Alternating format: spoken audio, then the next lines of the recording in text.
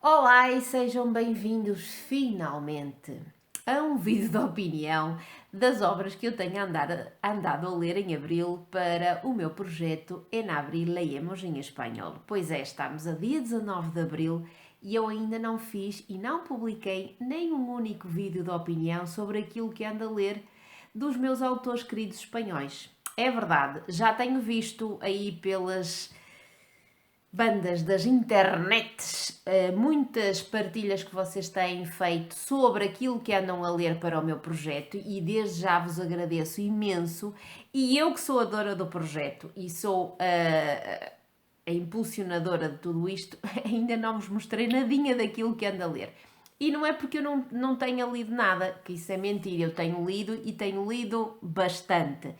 Mas não tenho tido tempo nenhum para me sentar aqui à frente do telemóvel e gravar vídeos de opinião, porque a minha vida profissional não me tem permitido e nem vou falar sequer sobre isso, porque senão não saio daqui. Mas digo-vos que hoje é dia 19 de abril, é domingo e eu finalmente decidi que não vou trabalhar para a escola hoje e que vou partilhar convosco tudo aquilo que eu tenho lido. Tudo não, vou ver aquilo que eu consigo fazer de vídeos, mas pelo menos 4 das obras que eu já li para o projeto En Abril Leemos em Espanhol. E este vídeo em particular vai ser sobre as duas obras que eu li em primeiro lugar. Duas obras que abordam as relações familiares, a dinâmica familiar, que têm algumas características em comum, para além de serem de autores espanhóis, mas que têm algumas diferenças que eu quero esmiuçar para ver se vocês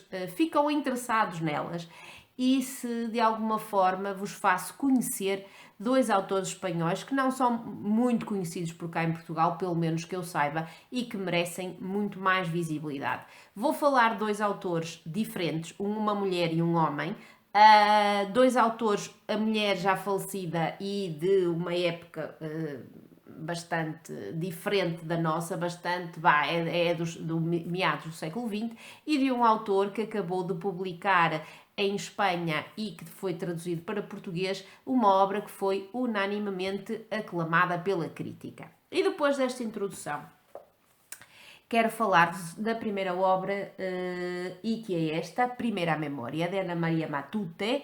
Esta obra foi a que me fez arrancar o mês de abril de autores espanholas. E o que é que eu vos posso dizer sobre ela? Foi ao encontro daquilo que eu estava à espera dela e ao mesmo tempo não foi.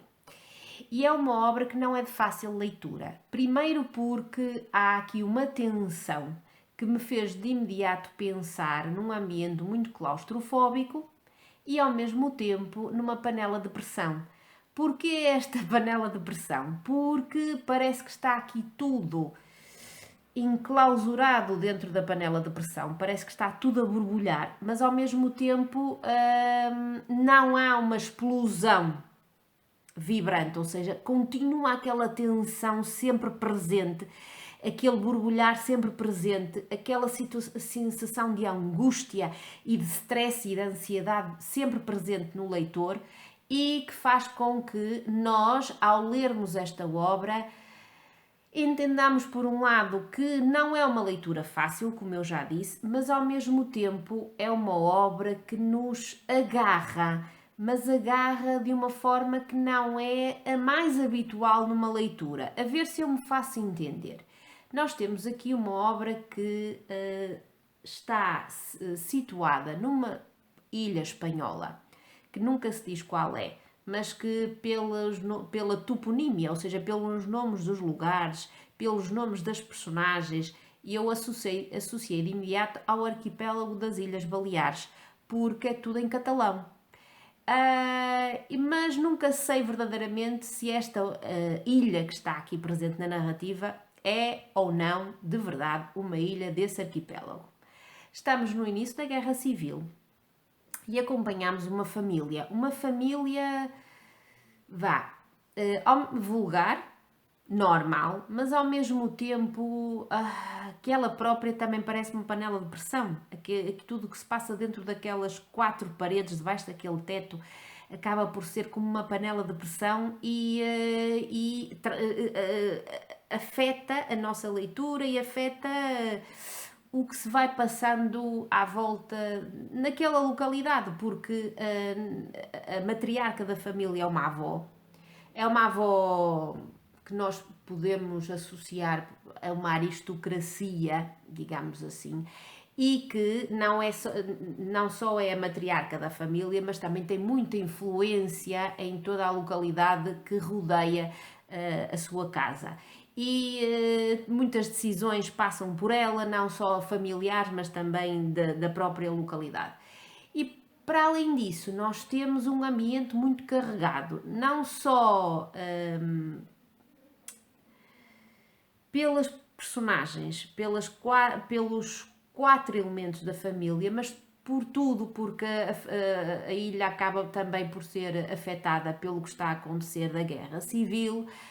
E temos uma protagonista que é a Mátia, que é uma adolescente de 14 anos que, por condições da vida, acabou por ter que ir para a casa da avó. A avó essa que ela mal conhecia. E decisão essa de ir para a casa da avó que ela nunca aceitou bem. E temos uma personagem que é adolescente, que está naquele limbo de deixar para trás a infância e começar a aventurar-se numa idade adulta, e que por isso mesmo é uma personagem de muitos contrastes, porque tem uma nostalgia muito própria de um adolescente pela infância, mas tem curiosidade pelo que pela etapa que ela está a iniciar, pela proximidade da idade adulta, mas ao mesmo tempo não quer ser ainda adulta. E tudo isto nós vamos percebendo nela, na Mátia, e vamos compreendendo algumas das suas atitudes. Às vezes não entendemos, mas também percebemos que ela não poderia fazer melhor porque tem 14 anos. E vamos percebendo da parte dela muita amargura, muito ressentimento, muita dissimulação, mas não é só nela, é em todas as personagens que compõem aquela família, e que faz com que nós não criemos de imediato empatia com nenhuma delas. É quase impossível. E também não criamos empatia com muitas das personagens secundárias que vivem perto daquela família. Mas que também sintamos alguma estranheza, algum fascínio, alguma pena, alguma compaixão. Ou seja, há muita coisa aqui. E há muita coisa aqui a borbulhar. É de tal forma intenso tudo o que aqui está, que não nos dá muito tempo para respirar.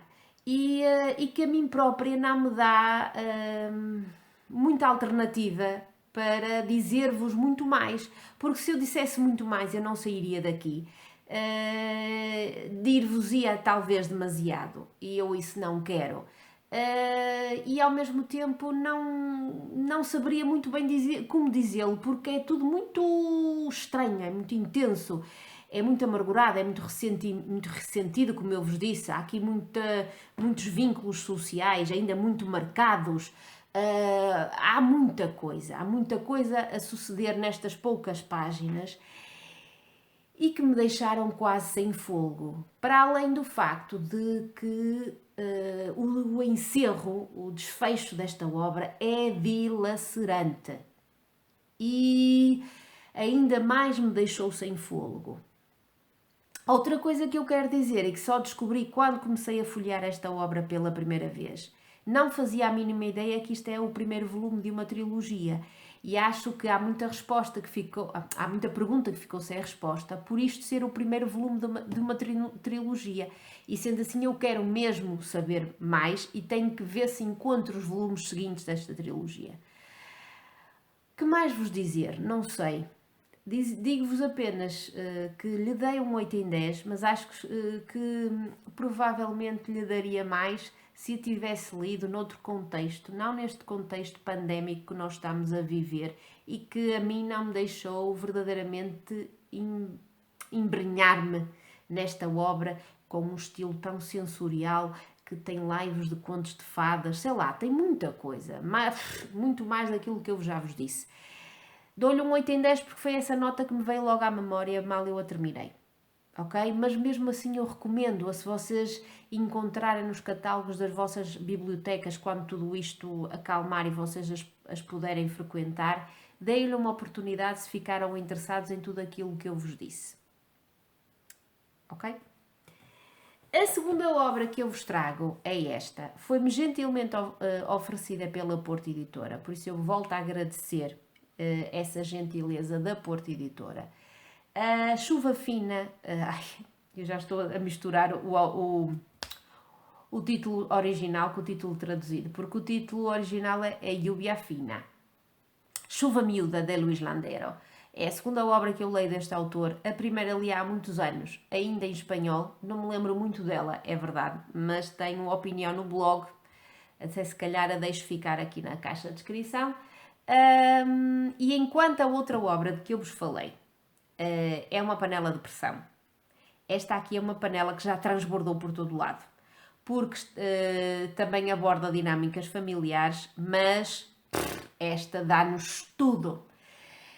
Toda aquela imundice que fica no fogão quando uma panela transborda e nós temos que limpar, nós temos aqui. Temos uma família composta por 5 elementos, embora apenas 4 é que estão intimamente relacionados por laços de sangue. O quinto elemento funciona como confidente de todos esses 4 elementos da mesma família, que é uma mãe e 3 filhos. E esses 4 elementos abusam do lado compreensivo e algo compassivo e permissivo, que era isso que eu queria dizer, nem sei se compassivo existe, da personagem que funciona como confidente para lhe contar tudo. Ou seja, nós temos aqui todos os podres de uma família, todos aqueles ressentimentos recalcados que ficam em nós e que por esta ou por aquela razão depois transbordam. Nós temos aqui tudo. Nós vamos conhecer todos os podres daquela família, vamos conhecer tudo aquilo que ficou recalcado, tudo aquilo que é ressentimento, tudo aquilo que é amargura, tudo aquilo que à primeira vista até pode não parecer que tenha sido assim, mas depois nós percebemos que sim, que foi daquela forma menos boa e menos positiva. E nós, como leitores, temos um acesso privilegiado nesses podres familiares. E é óbvio que esses podres familiares nos conquistam, entre aspas, e nos fazem avançar na narrativa para compreendermos ainda melhor tudo aquilo que faz com que aquele ressentimento que existe entre mãe e filhos, entre filhos e mãe, entre irmãos e irmãs e etc, etc. Porquê que existe aquilo tudo? Nós queremos saber tudo isso e vamos, obviamente, ficar a saber umas coisas a seguir às outras. E vamos avançando na narrativa, vamos conhecendo melhor todos aqueles elementos daquela família. E o que é que eu vos posso dizer? E vamos abanando a cabeça de aqueles acenos de compreensão que sim, muita coisa que aqui está faz parte da dinâmica de muitas famílias que nós conhecemos, de uma família absolutamente normal. Poderá haver um ou outro comportamento que não seja assim tão habitual, mas tudo o que advém desses comportamentos nós percebemos muito bem. E isso está muitíssimo bem explicado aqui e muitíssimo bem posto de forma a chegar rapidamente ao leitor. A obra termina de uma forma assombrosa. Os 2 últimos capítulos são estrondosos. O penúltimo mexe-nos com o estômago e a mim trouxe-me a resposta àquilo que eu já previa há bastante tempo. E o último capítulo é brilhante. é o desfecho que eu poderia prever que acontecesse, mas também não saberia se iria mesmo acontecer. Eu achei que é o desfecho ideal. E dá-nos também alguma chega do porquê do título da obra. Mas foi uma leitura algo não tão sufocante como a outra, porque não há uma tensão tão latente, mas foi uma leitura algo pesada, mas ao mesmo tempo que fascina pelo lado mais podre.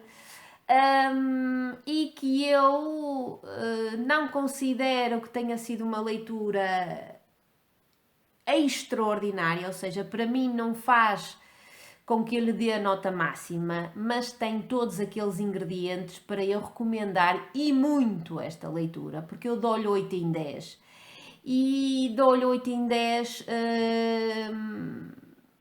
porque acho que o autor foi extremamente inteligente em pegar em tudo isto que parece muito banal e transformá-lo numa narrativa poderosa, e que eu acho que quem está aí desse lado e gosta de podres e de relações familiares e de segredos, etc, etc, vai gostar de ler isto.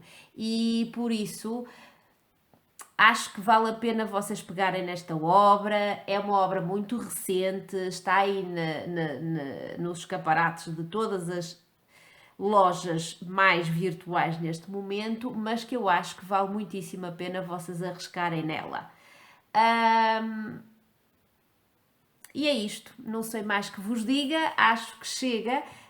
São as minhas duas primeiras obras do meu projeto em Abril e Emoji em Espanhol, com algumas semelhanças e com algumas diferenças, com a mesma nota, é verdade, e que eu recomendo tanto uma como outra vivamente, para que vocês conheçam mais dois autores espanhóis, uma que infelizmente já faleceu, mas que é um marco incontornável da literatura do século XX espanhol, e um autor que eu acho que ainda tem muito que dar e que merece ser também ele descoberto pelos portugueses, e aproveitar o facto de ele estar a ser traduzido pela Porto Editora, ok? Obviamente que peço que vocês agora deixem ficar nos comentários o habitual, ou seja, se gostaram das minhas opiniões, se eu fui clara o suficiente, que eu fico sempre com essa dúvida. Se já leram alguma destas obras, digam-me aquilo que vocês acharam sobre elas. Se ficaram interessados em alguma das duas, também devem dizer-me, por favor, e despeço-me com um beijinho muito grande e, por favor, protejam-se. Vamos continuar a combater tudo o que está a acontecer para ver se nos livramos disto o mais rápido possível. Beijinhos e vemo-nos num próximo vídeo. Tchau!